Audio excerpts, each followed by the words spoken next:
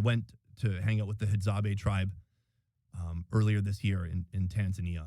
And I think you've heard about the Hadzabe, right? Yes. Just for the people listening, the Hadzabe are, I think they're known as the last hunter-gatherers in Africa.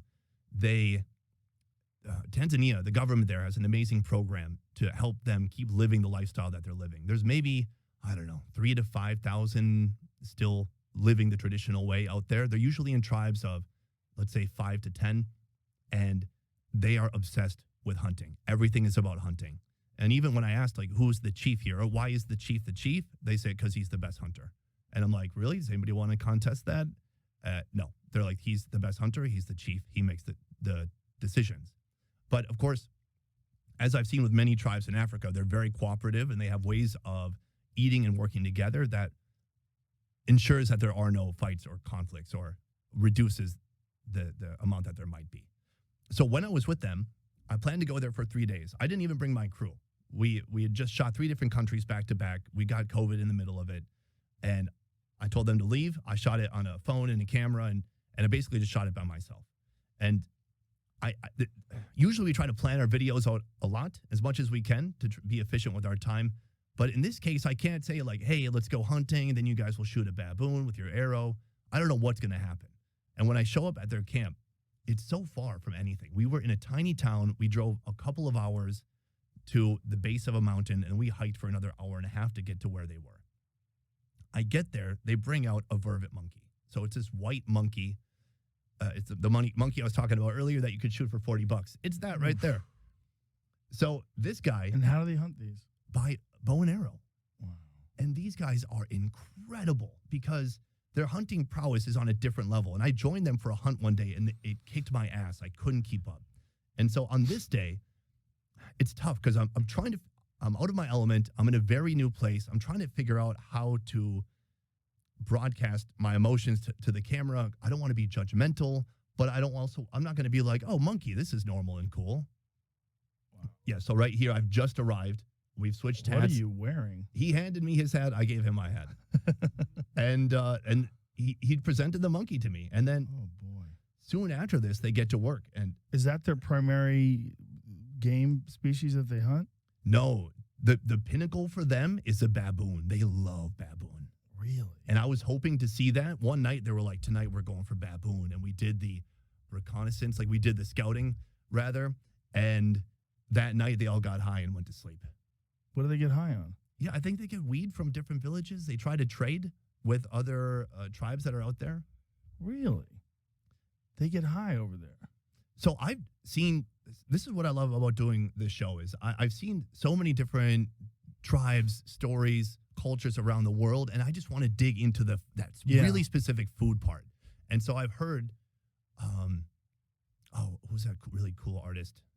David Cho? Yes, David Cho. Yeah. He came here and he talked about the Hadzabe, and I heard about it from someone else too. A friend of mine, Mike, who has a YouTube channel called Fearless and Far, he went there before me, and I was like, this is incredible. He went there during the pandemic, and I was stuck in Vietnam for a year, and I was like, this is incredible. I want to do what you're doing. And so but I want to just do it through the food lens. What are you eating from day to night? How are you getting the food? How are you cooking it? The way they prepare it it's nothing about flavor. It is insane. So that monkey, let's break it down. They'll cut his stomach open, gut it, throw the guts in a tree. Then they throw the whole rest of the monkey in the fire. Just whole thing. Then they scrape a bit of the hair off, but not really. From there, they cut the arms and legs off. They throw that in the fire. Not on a stick or a grill, they just throw it in the fire. The guts, eventually, that gets fed to the dogs. Some of the bones, ribs, and stuff like that will get put in a pot and boiled, and that will make kind of a juice that they can soak up the ugali with, that kind of cornmeal and water. Mm-hmm. Yeah, that one right there. And from there, different people are given different parts of the animal. So some people are going to eat the arms. So I ate basically like a wrist and a hand. And these people are going ham. I saw this guy break open the skull, pour out the brain. And I guess this is when I was the most conflicted in a long time. Because I was like, right now, I could eat monkey brain, which is so Indiana Jones, which is such a wild thing to do. And I just said, Sonny, this moment's not about you. Just, you need to observe. You need to show people what they're doing. And this isn't your experience to have right now. So it looks like they're cooking in a bunch of different ways. They took some of the meat and they chopped it up and put it into water in a bowl? Yeah, in a pot. So they have a steel pot, and you'll recognize they do have certain modern things there. You know, the ugali that they get, it comes in big bags. Sometimes they have jeans, and it's because the government gives them some support. There's that's what you're eating. yeah. So that is the arm and wrist of the monkey. You can see my face. I'm trying to process it. I'm trying to figure it out. And right here, I'm speculating as to whether or not that's what human tastes like, because that's what I was trying to figure out. Probably pretty fucking similar. And so were they adding salt to that? Is that what they're doing? Yeah. So salt is the only thing that they cook with that would actually give anything flavor. But for them, it's not about flavor at all.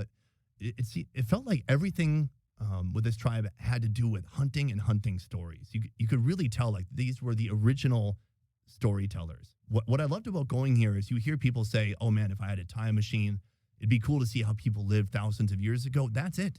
Yeah. That it's everywhere they walked, they could find food. They would see honey in a tree. They would pick berries. They would see sticks that they liked and cut them off. And then they would, when they hang out by the fire in the morning or night, they smoke cigarettes nonstop, and they bend the arrows with their teeth to get them straight because they look so perfect. It looks like, where'd you buy that from? No, I made it from a piece of wood. I know how to spot the wood. And they have different types of arrows too. So they have an arrow with poison on it that's meant for piercing a bigger animal. And I saw how they make the poison. They make it from a tree. They have this type of tree. They squeeze they kind of dig into it, get the pulp from the inside and squeeze it, and then cook that down. And then that, once it pierces an animal, will help kill it faster. They put it behind the head of the arrow. But then they also have arrows where it'll look like a wine cork at the end of the arrow.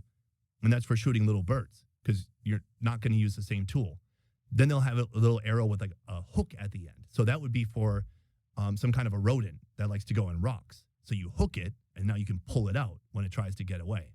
So they have a whole arsenal of different arrows in their pack.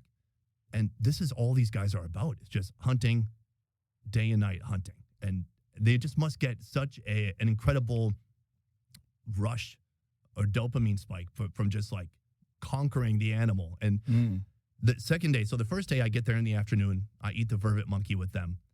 The second day is time to go out hunting. And at the time, I'm in pretty good shape.